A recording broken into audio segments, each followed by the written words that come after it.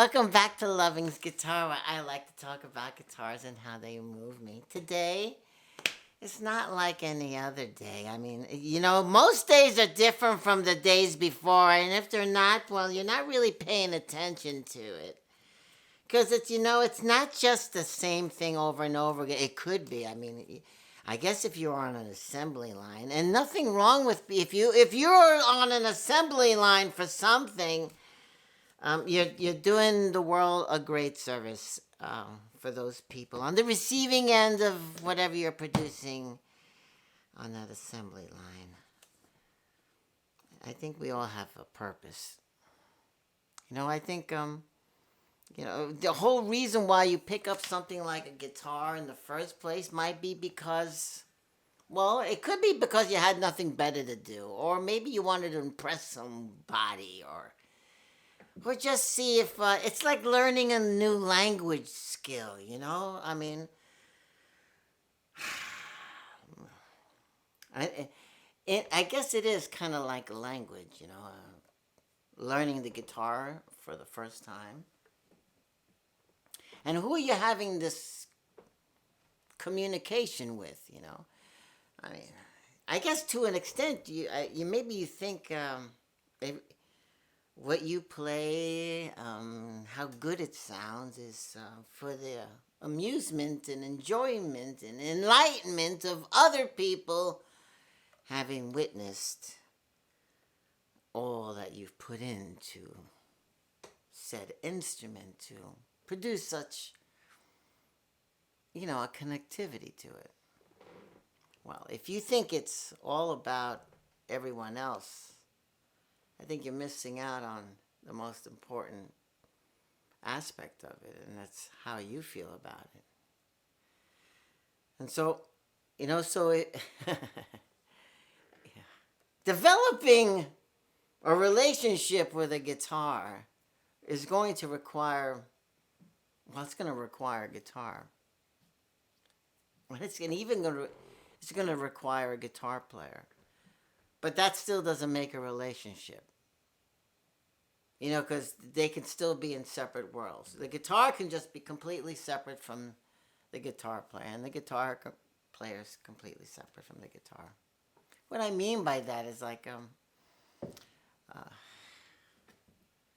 well, I guess you could bring in your devastations of life and say you pick up said guitar, and out comes this heartfelt, emotional release that comes from within and comes out of your hands. And if you're holding an instrument, it may come out of the instrument. So that little bit of what's coming out, well, that's the effects of a relationship or a connectivity somehow, right? And so I think guitar players, there's guitarists and guitar players and those who can play guitar. So if you can play guitar, that doesn't necessarily make you a guitarist. It could make you be seen as a guitar player, a person who plays guitar. But there's all these levels, I guess, So, and I don't think it's important to actually figure out what level you're at right now, wherever level you're at. Suppose you could be in the beginner level for the next 10 years if you choose to be. I mean, what's the rush? Unless you want to rush. If you want to rush, then you want to be in the beginner, era, for a very short time. But let's not devalue the era of the beginner era. Because chances are, if you think about this, I bet you there's a lot of pros out there, 20, 30, 40, 50 years, like me, 50 years playing, right? Or 60 or 70 years players. They could probably remember so much about the pain of their first 6 months or 3 months playing, or a year of playing. It was painful. You had horrible guitars 50, 60 years ago. to play. If you were a beginner guitar, action so high. There was none of this things that make guitar so comfortable nowadays. You know. So, what is the beginner era? And are we supposed to devalue this time in our lives when we just pick up the guitar for the first time? And maybe we don't know all the notes on the fretboard yet. We don't know all the fancy chords and the voicings and all of that stuff. And we got a long ways to go, right? But if you have a true love for music, then it doesn't matter how long it takes. It's going to be a journey worthwhile the whole way through. I mean, that's usually how it is, you know. I mean, like, think about it. Like all the music that you really dig so much, you know, that the music that really moves you, you know. You think about it, and you can listen to that music in the car. You don't need no video to go along with it. Just let me hear the music, right? Or maybe you're bugging out on the drummer, the bassist, the singer, the keyboardist, sax player, the guitar player, maybe the arrangement of it, maybe the production of it. You know, there's so much to learn about it, you know. And just as me spurting out business like that, so is that vastness that we look into in this era of being a beginner. And to tell you the truth, I think that's probably one of the best eras ever, if you think about it. Because you really can't do much, or at least your fingers, they're odd, they're weird, they're not working right. This hand, the picking hand is not working right. You don't even know what note to really pick, and if you have some time, like in terms of like playing in rhythm, you know, in tempo, maybe you have one leg up on it, but everything else is working so hard just to see it through, just to get somewhere there. You know, like add one note at a time to the line, and then it's like, and then eventually you get the whole song over and over and over again, repetitions, thousands of times.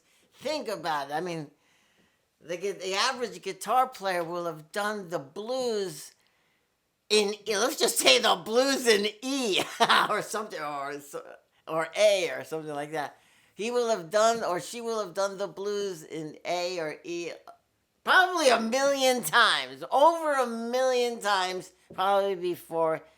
It depends on what time when they started, but probably by the age of 20. I don't know. It depends if you start by like 13 or 14. But it's like you're gonna play so much. So what's the rush? Now the rush could be like, okay, well, um, I'm so enamored and inspired by the music I'm listening to. I want to be able to play that. Yeah, that's gonna get you there. Actually, that will, because that kicks your ass enough so that, like, if you really want to play like Alan Holsworth, you have to listen to that stuff, and you may have to. Like, I don't know. Can you slow the tape down like we used to do in the records back in the record days? You know. Um,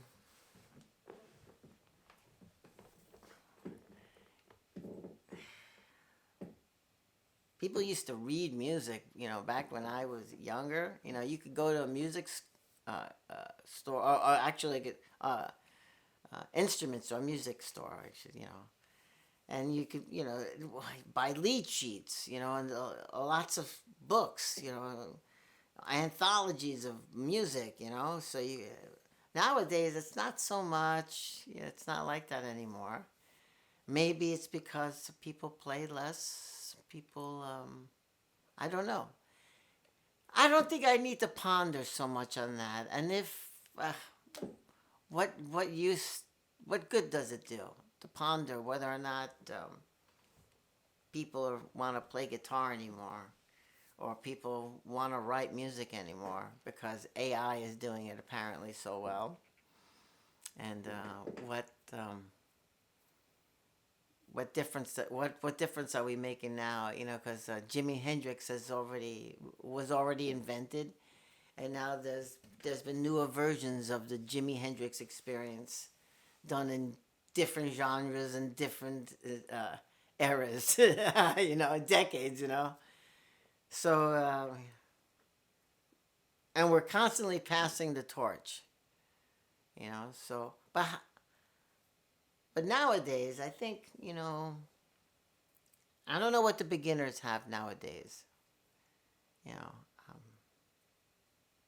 and it's interesting I'm saying that because I have been an educator. You know, I do teach,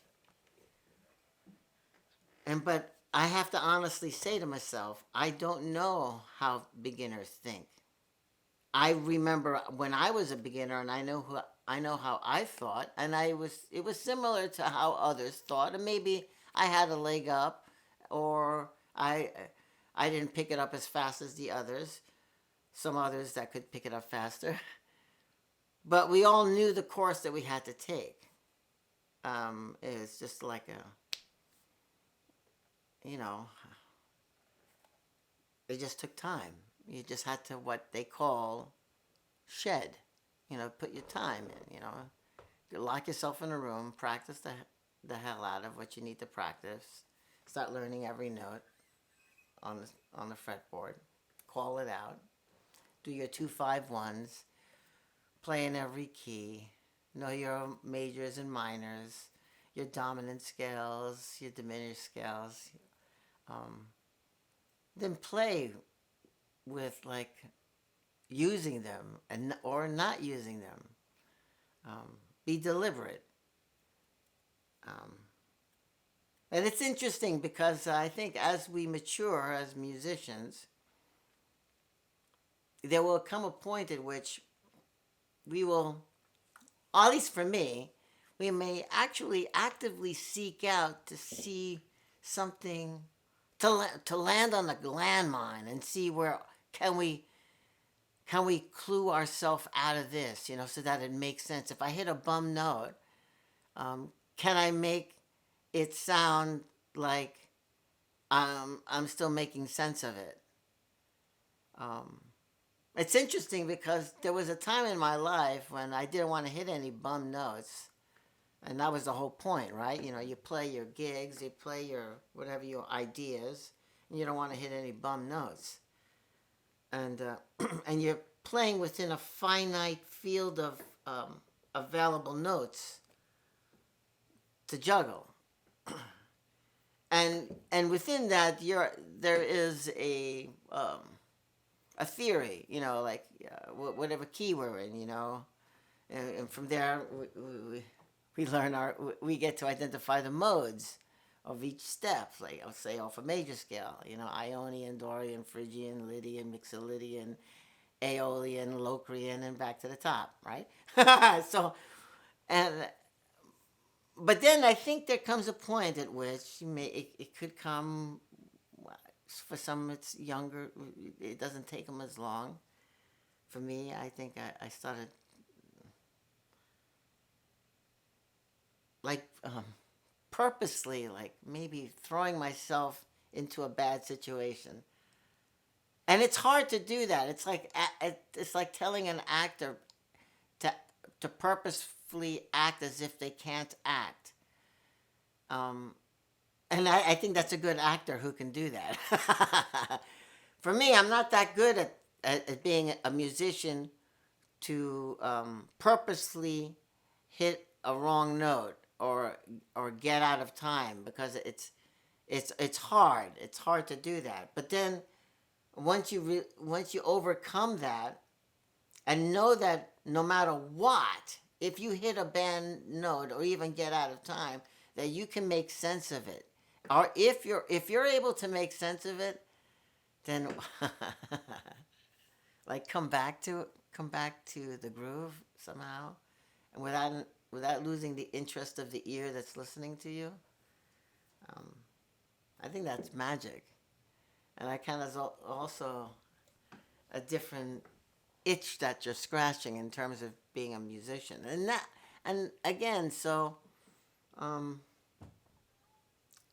that's that's kind of like a return to being a beginner, you know.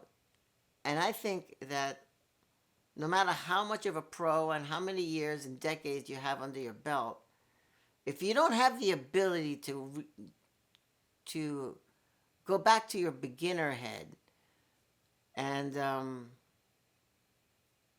and get in trouble, but then use your accumulated knowledge to get you back, it feels so empowering to me that,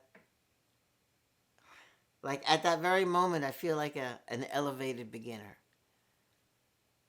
not like I'm a smarty pants that can make sense of a bum note.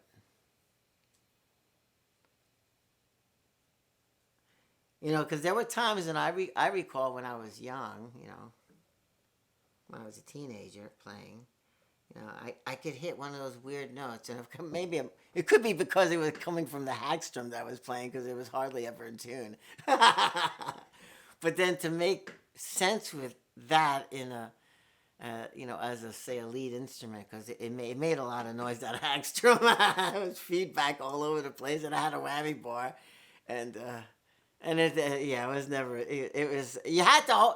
I think tuning, you had to use the whammy bar to keep it in tune, you know, because to it wasn't gonna stay in tune. It was just but that was a great beginner guitar.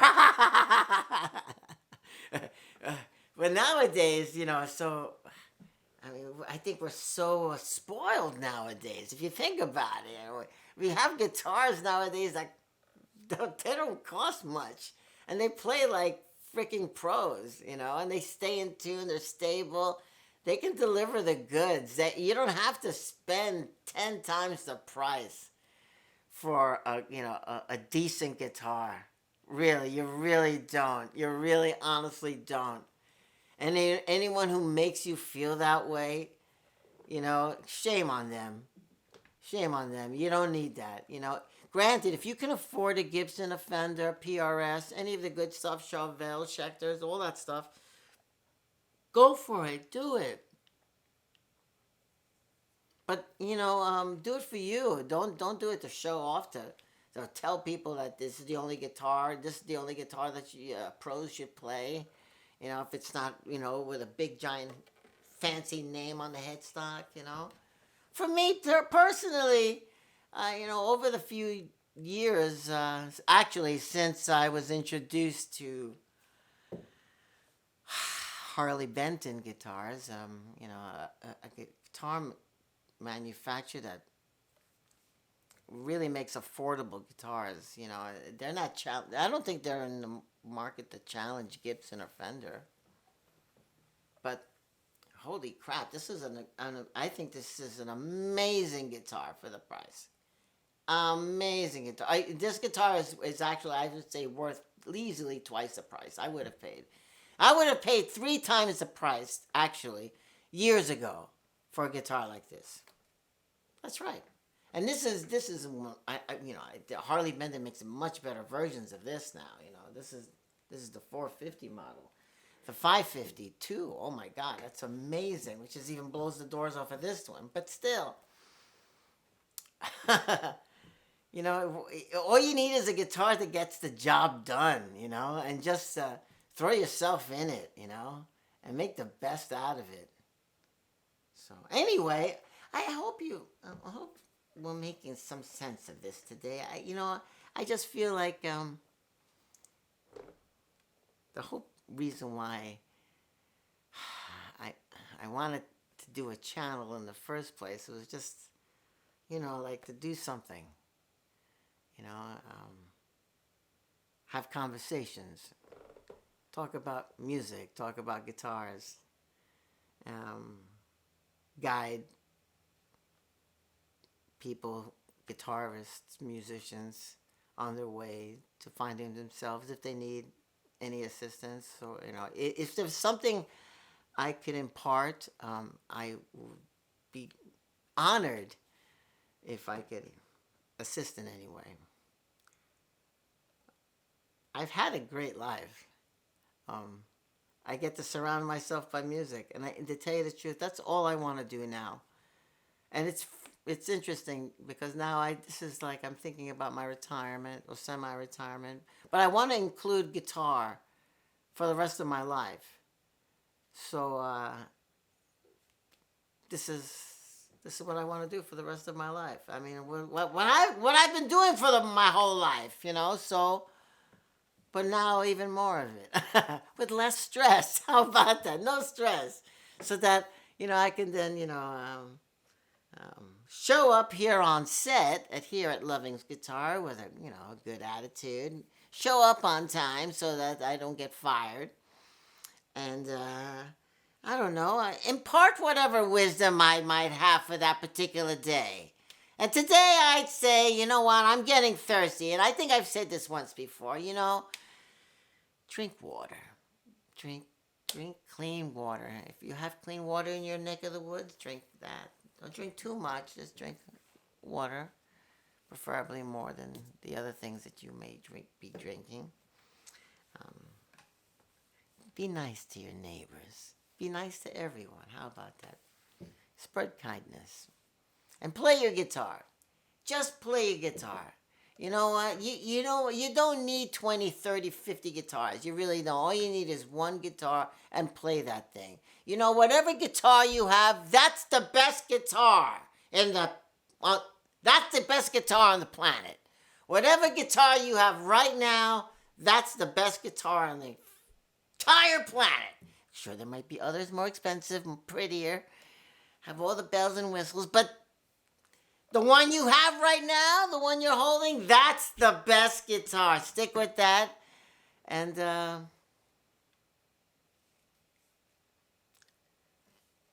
just do the real thing. Don't fake it. If you suck, you suck that day. Sometimes the guitar will make you suck. And that's a real connection. Because you have to have a relationship. With a good relationship, your partner is going to always make you look good. That's how relationships work. In a terrible relationship, your partner will make sure that you suck on that day. And everyone's going to see it. Yes, so nurture your good relationships with the guitar you have. Or guitars you have. Anyway, thanks for watching. If you like these kind of shenanigans of an old timer, old punk rocker like me, spreading whatever I have, then follow me. That would be really cool. Hit the subscribe, hit the like button, share these kind of notifications or something. Like, maybe I can come up on your feed. That would be really nice. Imagine that, me showing up at any moment, like, BAM! Hi, welcome back to another episode. See you the next time I get all choked up.